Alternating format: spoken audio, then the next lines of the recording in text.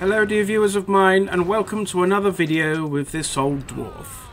I was going to make this video about celebrating 100 subscribers, but we now have over 200. I dearly wish to thank everyone that has viewed the previous video and subscribed to the channel. It brings warmth to this dear dwarf's heart. I hope to continue to create more videos that you will all enjoy. Thank you all, it means a lot. Today's video is about an older game of the yesteryear of 2001. Today we will be looking at Max Payne. Max Payne is a third-person neo-noir action shooter originally created by Remedy Entertainment 22 years ago, dear viewers.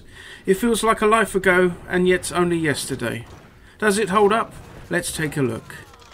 There are currently 3 games in the Max Payne series. The first one, as mentioned, was released in 2001, with Max Payne 2, The Fall of Max Payne, released 2 years later in 2003, again by Remedy Entertainment.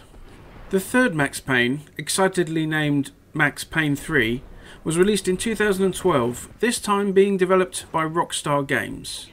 The first two focus on the story of Max Payne working as a law enforcement officer in New York, with the third entry focused later on an older Max that now works in private security and is mostly focused in Brazil. To get the Steam version of Max Payne to work on my Windows 10 machine, I had to tinker with some game files. Firstly, there is a problem running on newer CPUs with the game crashing when you launch it. Secondly, there is an issue with the sound not working correctly. Luckily, with a little searching through the ancient scrolls, I found fixes to both issues. I've included links to a video describing how to fix each problem in the description. With the sound, you simply need to download and replace some files in the folder, with the crashing being resolved by editing 3 values in a library file using a hex editor. Fear not, dear viewers, this might sound a little scary or complicated, but it's quite simple and easy to do. Just follow the steps and you will be fine and ready to play this great game. Max Payne has a wonderful start menu. You can resume the game should you wish to resume, become tutored in a tutorial, start a new game should you fancy, load an old one, save somehow, check out the options, have a look at those credits, and of course you can quit. The graphics of Max Payne, as you may imagine, from over 2 decades ago, might seem a little dated. The resolution, number of polygons, texturing, light sources, and all the other magic are nowhere near the quality of some of today's titles, as you would expect, of course. It would be silly to compare them, but rather, are they good examples of how things were at the time? And most importantly, do they detract from the gameplay? I don't think so at all.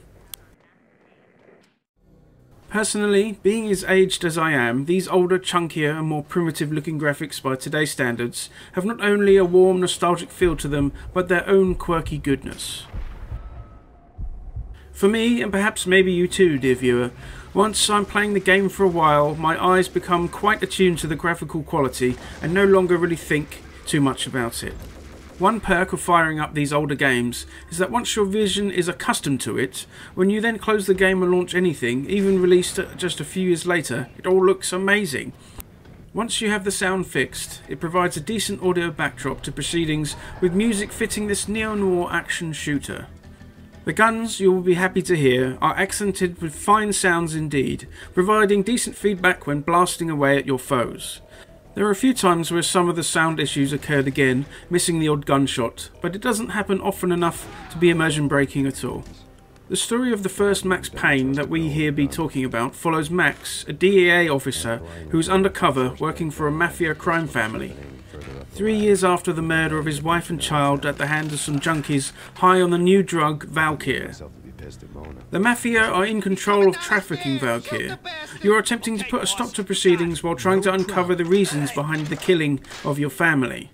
The story takes a lot of twists and turns as you move through the city, enacting a bloody revenge as you turn vigilante in search for answers for the slaying of your loved ones. Throughout the game, Max narrates proceedings, describing the events of the story while providing an insight into his state of mind as he travels deeper down the rabbit hole. Alongside this, the game makes use of graphic novel type cartoon strips with still pictures of Max and those he interacts with. This all adds to the noir-esque vibe that the developers are going for.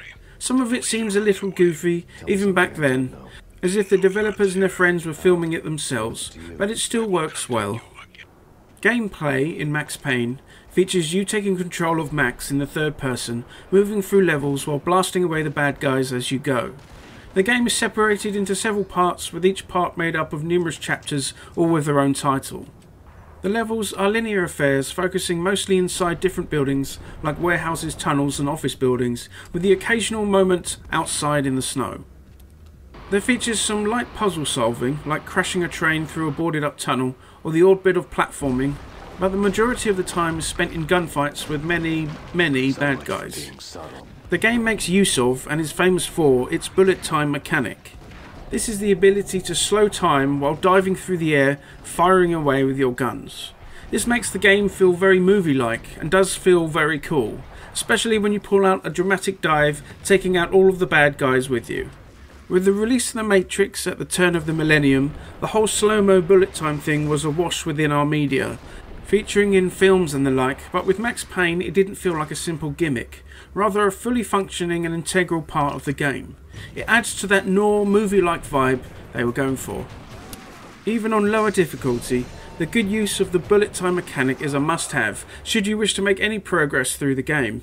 This is especially true with the later levels, with baddies taking more hits to kill or armed with some seriously dangerous weaponry. Diving in the right direction at the right time can make the difference between taking down some baddies with an epic shooting move to throwing yourself straight into a shotgun blast like a muppet. Indeed, there is skill to using the bullet time. Not only do you need to dive at the right time, but you will need to make use of the time allotted to inflict the most damage that you can. This means getting used to shooting while on the move and aiming correctly at the right body parts. Helping you to take out all those baddies is an assortment of weaponry which you can accumulate through the story. At first you begin with a simple pistol, but you'll quickly gain other weapons like dual-wielding said pistol, shotguns, Uzis and even grenade launchers. It is up to you which weapons you'd like to use, as Max can carry all of them at the same time. I tried to vary up my weapon usage, but the later levels kind of demanded the use of the more powerful weapons to get through. There are certain set pieces sprinkled throughout the levels where you'll come up against boss-type characters. These are enemies that can take a lot of punishment before going down, and are usually accompanied by lesser minions which you need to defeat as well. When the villains are more bullet spongy, you need to be somewhat more tactical with your use of bullet time and the weaponry. You can't simply dive out of cover and hope to kill them by the time you land, rather using cover as much as you can while filling them with loads of lead. As stated, the levels will become more and more difficult, with more and more tougher baddies equipped with more and more powerful weaponry. You can freely save whenever you wish, even in the middle of a firefight, which dampens the feeling when you get shot to pieces during a gun battle and have to try again. The light puzzling and platform thankfully isn't too taxing and is short enough not to get in the way of the shooting. There are also certain chapters where you're instead walking around your house in a dreamlike state or moving through corridors in a drug-filled haze. These add to the atmosphere of the game and were interesting, but I generally wish to get through these parts as quick as I could and get back to the good stuff. I really enjoyed my time with the game, which wasn't lessened by the older looking graphical style. Jumping around the place while blasting away bad guys takes a while before it gets old, but by the time I'd finished the game, I think I was ready enough to put it down. Would I recommend the game, you ask? I certainly would, dear viewers. This is a perfect example of a classic video game which you can install years later with a little bit of fiddling and still get enjoyment from. I can see Max Payne being described by many people as a highlight in their journey of video gamedom. Indeed, it isn't just a gimmick wrapped in a third-person game. It is a well-crafted title that knows what it is good at while minimising features that might get annoying or frustrating. I think it is good to have played one of the Max Payne games, just to enjoy throwing yourself in cool slow motion like you're in a movie and shooting all the villains. As the third entry in the series was over a decade ago, I hope one day they will make another in the series. Let us hope.